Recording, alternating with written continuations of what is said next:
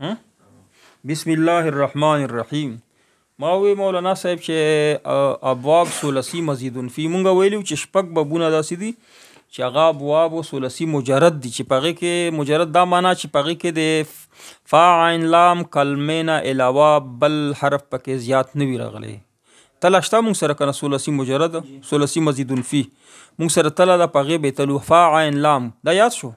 فا عین لام دا زمونږ تله. اوس په دې کې منځ کې مونږ سبق ویلی و ثلاثي مجرد شپږ بابونو نه علاوه هغې مونږ مجموعه ښودلې وه ضحک نفس دا مجموعه ده. بیا مونږ په د منځ کې محموز لفیف دارنګې مخکې سبق مونږ ویلی و څو اقسام د ثلاثي مجرد هغه بابونه مونږ ویلي و هغه فعل چې په هغې کې حرف صحیح نه غیر صحیح پکې راغلی یعنی حرف علت پکې راغلی یا حمزه پکې راغلی هغه مونږ ویلي خو د هغې ګردنونه به څنګه جوړی په کې قوانین دي قوانین پکې چلیږي نو هغه مونږ پرېښودل اخر ته یاد به یې که نه دا به درته یاد وي که دا قوانین چې دي دا لږ مشکل دي په اخر ته مونږ پرېښودل وایو بیا د هغې فعل ماضي معروف مجهول څنګه جوړیږي په دې کې قوانین کم جری کیږي په مضارع کې کم قانون جری کیږي قوانین دې ته ویلی شي چې هغه فعل چې کم دی که نه کله کله هغه حرف علت وغورځېږي کله کله حرف علت چې کم دی په زبر باندې بدل شي کله په واو باندې بدل شي کله په یوب کې وردننه شي مدغم شي ادغام شي نو دغه قوانین دي هغه په آخر کې وایو خو اول به مونږه ثلاثي مجرد نه باب کم ابواب وایو اته بابونه دي چې مزیدون فی څه ته ویلی شي ثلاثي مزیدون فی څه ته ویلی شي هغه باب چې فا عین لام کلمه نه پکې مزید یو یا دوه یا درې پکې راغلي خو لیکن دا به د لام کلمې نه بعد نه وي یا به د لام نه مخکې وي یا به د فا نه مخکې وي یا به د عین نه مخکې بعد کې نه راځي یا منځ کې راځي یا په اول کې به راځي زیاتي حرفونه خو دا تله باندې به مونږ تلو بیا مونږ ته معلومیږي کومه تله ده مونږ سره فا عین لام په دې ابواب ثلاثي مزیدون فیه کې اول یو باب دی باب افعال باب خدا څومره بابونه اته بابونه چې مونږ وایو که نه دا اته وړه بابونه په اردو کې په پښتو کې مونږ استعمالو تاسو یې نومونه اورېدلي یعنی د باب چې کم مصدر دی که نه مصدر یې چې د کم نه چې باب جوړ شوی د مصدر څه شته ویلی د راښکلو ځای که نه د راښکلو ځای نو د راښکلو ځای چې د کم دا هغې ته ویلی شي مصدر د هغې یو مصدر نه د څوارلس صیغې جوړې شوي نو په هغې په وجه باندې هغه نوم دی اوس باب افعال چې کم دی دا افعال یې مصدر دی یعنی دی افعال نه د نوره څوارلس صیغې جوړې شوي اول باب افعال دی اوس په دې کې فا عین لام کلمه نه زیات څه شی راغلی حمزه پکې اول عین فا نه مخکې زیاته راغلی په اول کې راغلی افعال باب افعال خو باب افعال یعنی باب افعال باب تفعیل باب مفاعله باب تفاعل باب تفاعل باب افتعال باب انفعال باب استفعال دا به تاسو زده شي اول باب افعال ووایه د نورو به ته یاد شي خو باب افعال خاصیتونه ډیر دي کتابونو کې به راځي خو یو مشهور خاصیت یې واورئ چې باب یعنی ماضي یو فعل په ثلاثي مجرد کې ولې نه راځي چې مزید کې راشي وجه څه ده اوس باب افعال اوله صیغه چې دا مثلا کومه صیغه ده افعاله او د ثلاثي مزید کومه مجرد فعاله ولې نه راځي افعاله راځي افعاله د واحد مذکر غیب صیغه ده او فعاله هم واحد مذکر غیب دا ولې مزیدون فیه کې راغی دا وجه دا ده چې خاصیتونه به زده که یو خاصیت د باب افعال دا دی چې دا فعل چې کم دی دا متعدی کوي متعدی څه شته ویلی شي یعنی مفعول به ورته خامخا راوړي بغیر د مفعول نه تمامېږي چې کله دغه ماضي چې کومه اوله صیغه په باب افعال کې راشي د ماضي اوله صیغه باب افعال کې راشي نو خامخا به ورسره متعدی کېږي مفعول به پکې خامخا راغلی وي قرآن پاک کې څومره مثالونه دي مونږ به ووایو ښه یاد شو کنه باب افعال کم خاصیت دی چې دا باب دا متعدی کوي فعل لره متعدی اوس چې کله باب افعال راغلی خامخا مخکې مفعول ذکر وي او په معنا کې چې کوم فرق راځي که نه باب افعال څه معنا کوي هغه معنا یې اوس درته ښیم څومره فرق دی پکې اوس مثلا مونږ باب افعال کې په مزي کې د ضرب فعل فعل ضرب ضرب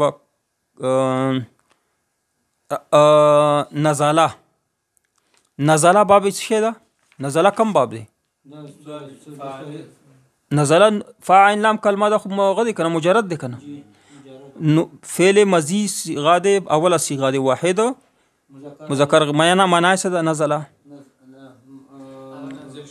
نزله اغا نازل شو اغا پک هوا پکې شته دغه نازل شو. اوس وګوره باب افعال ته وړه معنا څه کوي؟ باب افعال کې الف ورته ولګو نزله ان باب افعال انزله باب افعال کې څه شو؟ انزله. اوس انزله نزله معنا کوي چې اغا نازل شو. انزله اغا نازل کړو معنا به څومره فرق پکې را اغا نازل کړو. نو قرآن پاک چې ترجمه کوي په لغوي ترجمه به حالت ته پوهیږي چې دا مطلب څه دی. نزله دا خو رغلی دي دا ماده به رغلی کله یو شی کله بل شی. نو تا ته چې پته شي دا به باب افعال دی نو ته په معنا باندې پوهیږي چې اوس دا معنا وکړه. اوس چې ته داسې معنا کوي چې انا انزلناه قرآن پاک کې رغلی که نه ته چې داسې معنا کوي مزي پسې بېشکه انا انزلناه هغه نزیلیږي مونږ لره داسې معنا خو نه شي کوی. نزله خو نه رغلی انزل رغلی ان انزلناه فی لیلة القدر شته کنه. نو معنا تاسو د کړه چې اغا نزلوي نو مطلب چې الله پاک نزلوي یا مونږ نزلو هو دغه قرآن لره فی انزلنا دا صيغه دی غد واحد انزل خو دی واحد مذکر غیب ده. انزلنا کومه صيغه ده؟ متکلم صيغه ده کنه. نو هغه معنی ته هم سوچ کوه. خو واست لګ مخ کې سبق وای بیا درته صيغه خه چې د افعل گردان بسنګ تاسو د افعل بس اسه گردانی لکه فعل گردانی دي فرق پکې نشته. فعل فعلو کنه د افعل افعلو افعلت افعلتا افعلنا افعلت افعلتما افعلتم افعلت چاول گردان دې یاد کړی دی کنه فعل فعلو نو دا به یاد وي. گردان یې هغه څه دی لکه څنګه چې تا د مجرد ولا گردان کاو خو صرف پکې باب افعال حمزه به اول پکې راغلی الف پکې راغلی او باب افعال حمزه پکې اول صحیح دی. نو مزید فی په دې وجه باندې ښه فعال چې کم دی دا ما درته چې په اردو په پښتو کې د دې مونږ مصدر بار بار استعمالو دا سړی ته یادي باب افعال اکرام مونږ اکرام وایو کنه چې اکرام وکړه اخراج وایو انکار وایو اقرار وایو ادغام انفاق انصاف اسلام ارسال اعراض انذار احسان اسراف ایجاب اصلاح انعام افهام صحیح شو.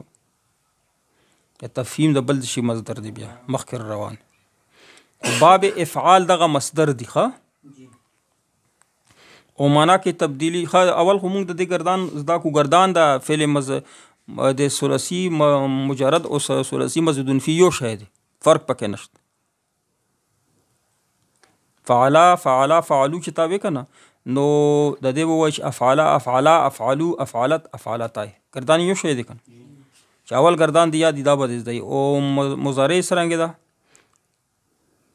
مضارع افعل يفعل افعل يفعل واستتبع د باب افعال د دوی صيغه یادي بس نور کنه یاد دوی به یاد ساتي لکه تا چې د اوچت کا لکه تاسو چې د ثلاثي مجرد دوی صيغه یاد وکنه کمی صيغه کزربا یضربو کرما یکرمو دا سمو یاد وکنه نو په باب افعال د مزیدون فی کې به اوله صيغه د ماضی او اوله صيغه د مضارع ته لګروس کول سبق نه پس کالو ها کلاس کیو نو لږ سات پس نه چکالو الله منټه پس صحیح شو کنه ها افعل يفعل د باب افعال د باب افعال به اول دوی صيغه درته یاد وي یو د اوله د ماضی بل د مزید پر څه کوم بیان افعل او د مضارع يفعل افعل یاد به کنه افعل د ماضی صيغه ده يفعل مضارع د بعد دوی صيغه به درته یاد لدا مجهول معنی دی یا مجهول معنی دی ویلی دا معروف. افعل یفعل افعل یفعل دا دی باب افعال ماضی او مضارع شو پورا گردان کته نه صرف دومره زده کا افعل یفعل. اوس په قرآن پاک کې دغه صيغه راغلې ده نزلای چې دا فعل ماضی ده د ثلاثي مجرد او انزل د باب افعال نه راغلې انزل انزل ينزل انزالا شو مصدر شو مدر زې دوی صيغه به یاد وی کنه ماضی او مضارع د نزلا چې کومه ده باب افعال ته وړه اوس شي بشي انزل بشي نو دا اوله صيغه شو انزل مضارع يفعل ينزل او مصدر بشي انزالا افعال په وزن باندې انزل ينزل انزالا. اوس بل حرف بل صيغه مدد درته را سين لام رسل رسل دا باب افعال ته وړه رسل ارسل يرسل ارسالا. نا مصدر خدا تا یاد دی مصدر خدا باب نوم دی صرف پتا اوله صيغه یاد ہے ماضی او بلا مضارع بس. کراما کراما کراما عزت ویل شي تکریم کراما اکراما اکراما تکریم ته چې واوړي کنه دا بل باب دی بیا به منام بدل شي خاصیت پکې بدل شي صحیح شو کنه مدا بداوی خو لیکن معنی بدلیږي امانه مخکې روان خو تاسو د باب افعال ولا یو خاصیت یاد کو کنه چې با غچ دا کنه فعل لازم څه شته اړوي متعدی ته اوس څنګه اړولې دی اوس هغه مثال درکم رسلا تاسو جوړ ک ارسلا يرسل ارسالا رسلا سمنه کوي هغه سړی لګل شوی دی داسې بوای کنه رسلا اوس ارسلا وسمنه کوي هغه سړی را لېږي اوس په خامخ مجهول موغب ذکر مفعول ذکر کوي چې شر چا باندې را لېږي ارسل علیهم په دوی باندې طیرن داسې مرغان ابابیل چې ابابیل مرغان را لېږي نو دلته کې بغیر د مفعول نه د جمله پوره کېدله نه پوره کېدله خا اوس وګوره فعل لازم شي وي کنه فعل لازم تا ویل چې رسل زیدون زید ولېږل بس پورا شوله جمله رسل اوس دا چې تا باب افعال ته ولګل نو بغیر د مفعول نه پوره کیږي مفعول بر نه تمامي ارسل علیهم یعنی ارسل در ولېږم فعل پکشتا فاعل پکشتا او مفعول پکې ضروری ده نو علاوه د جمله تمامي په دوی باندې علیهم طیرن ابابیل نعم دا وړه باب افعال انعم ينعم انعام من انعم ينعم انعاما. اوس مونږ په هغه کې وایو کنه اهدنا الصراط المستقیم صراط الذين انعمت کومه صيغه انعمت سوچ ورته کا ګوره انعم چې وکنه دا ولد ماضی صيغه و انعم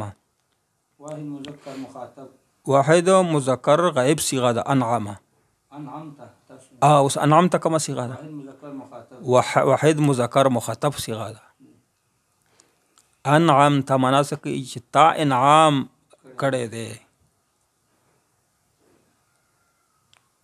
منا به پوښ داسې منا به تا انعام کړه اوس په سره خامخ ذکر کای مفعول به ذکر علیهم په دوی باندې یاد شو کنه اوس تاسو باب افعال په خاصیت باندې پوه شو په دې وجه پوه شو چې مجرد نه مزیدون فيه ولې راځي باب افعال په وزن باندې ولې راځي چې پورا معنا ور سره بدلیږي خاصیتونه نور خاصیتونه شته په کتابونو کې به وګورئ خو یو غټ خاصیت یو به ور سره ذکر کوو تاسو ته اسانه بل مثال وګوره مونږ وی الحمدلله الذي اطعمني وسقاني طعام عین میم طعام ماده ده کنه طعام ماده چې کومه ده طعام فعل په وزن دی نو طعام دا کومه باب دی باب خو ثلاثي مجرد کنه طعام میم د فاعل لام په وزن باندې د مونږه فاعل لام غور ته ولګه تلا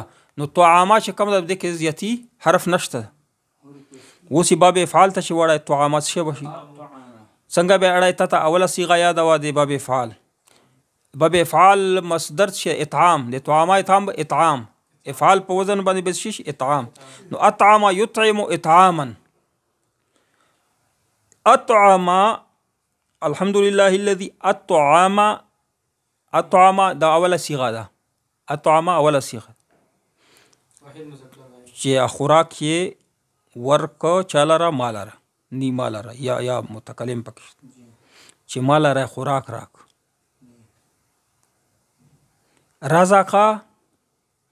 رزقا دا وړه باب افعال ارزاقا ارزقا. دخل اوس واوره دا به اسانه شي ته. دخل څه معنی کوي چې دخل زید څه معنی کوي؟ دخل فعل زید فاعل. خدا دخل چې کومه ده دا باب ثلاثي مجرد نه. نو دخل معنا کوي چې دخل زید دخل زید. اوس داسې ووایه چې ادخل زید نه زید داخل کړو. څوک داخل کړو؟ اوس په مفعول راوړی ور سره. اوس قرآن پاک کې چې مثال شي يدخل من يشاء في رحمتي. ادخل يدخل مصدر ده کنه. ادخل يدخل من يشاء في رحمتي. بلغ زید ورثه بلغ ويرثه. نو ابلغ يبلغ ابلاغا. ابلغتو كما صيغه ده. ابلغتو واحد متکلم صيغه ده. ابلغتو ما ولېګه یعنی ما ورثه تبلیغ مې وکړو. ابلغتو کوم لقد ابلغتكم رسالات ربي. قد افلح المؤمنون. افلح كما صيغه ده كم باب دي افلح پہلا تم مادا معلومه که افلح فلام فلح. نو افلح كما صيغه ده کم باب دی؟ باب رو باب خامخ معلومه کني معنا نشي د قران پاک. ثلاثي مزيد في باب دی. باب افعال دی. افعال افلح يفلح افلاح. نو معنا به څنګه کوو چې فلح زید نو څه معنا وکړي؟ کامیابی ته ویل. فلح زید څنګه معنا به موږ کوو؟ زید کامیاب شو، کامیاب شوی دی په ماضی کې. نو افلح قد افلح به څه معنا کوو؟ افلح زید کامیاب کړو، کامیاب یې کړو. او قد افلح المؤمنون کامیاب کړي شو مؤمنون لره. آمن یؤمن ایمانا. د ایمان چې کومه صيغه ده کنه دا د باب ایمان. دا د محموز دی. د مونږ پرېخې سبا خو لیکن دومره خو درته پاتې چې دا ایمان دی افعال په وزن باندې دی. نو ایمان چې کم دی دا مزید فی باب دی. باب افعال نه دی ایمان. لکه ایمان راوړله صحیح دی. په چا باندې ایمان راوړل؟ په الله باندې ایمان راوړل صحیح دی. آمنا یؤمنو ایمانا. آمنتو بالله څه معنا کوي؟ ما ایمان راوړی دی بالله په الله باندې. ټیک شو کنه. یو دوا غیب بل د قرآن پاک کې راغلي دي. اولج یولج ایلاجا. اولج داخلول، ولج داخلول ته چې داخلي کې یو شی داخل کې. نو اولج داخل یې کړو. یولج الليل داخلوي شپه فی النهار په ورځو کې. باب خاصیت یې څه دی؟ باب افعال تعدی کې خلاصه د سبق دا ده چې د ابواب مثلثي مزید فی چې کم دي هغه اته بابونه دي. او اته بابونه دي. یو شایګردان څنګه تاسو چې دی ثلاثي مجرد گردان زده کړی ماضي او مضارع دا گردانونه دیم دي فرق پکې نشته. خو سو یو لفظ یا دوا لفظونه یا درې پکې زیاتی راغلي په هغې وجه ورته ویلی شي ثلاثي مزیدون فی. دا زیاتی چې راځي بل باب ته چې واوړي یعنی دغه ماده دغه فعل چې بل باب ته واوړي د مجرد نه مزیدون فی ته واوړي نو پوره معنا یې بدله شي. خاصیت د باب به پېژني. یو د باب افعال لا خاصیت دی چې دا د فعل لازم نه فعل متعدي کوي. دا سبق پورا دی نور او خیر د به 2 3 بابونه خو اول باب چې تاسو یې او بیا ضروری خبره ده چې هر یو باب اوله صيغه به زدای د مزید فی بابونه ولا چې کم مصدر دی نمونه چې دا خو تاسو یاد دي په اردو کې راځي خو لیکن اوله صيغه به تا یادې د مزی اوله صيغه به چې شي یادې مضارع باب افعال اوله صيغه څه ده افعل يفعل افعالا مصدر دی جی صحیح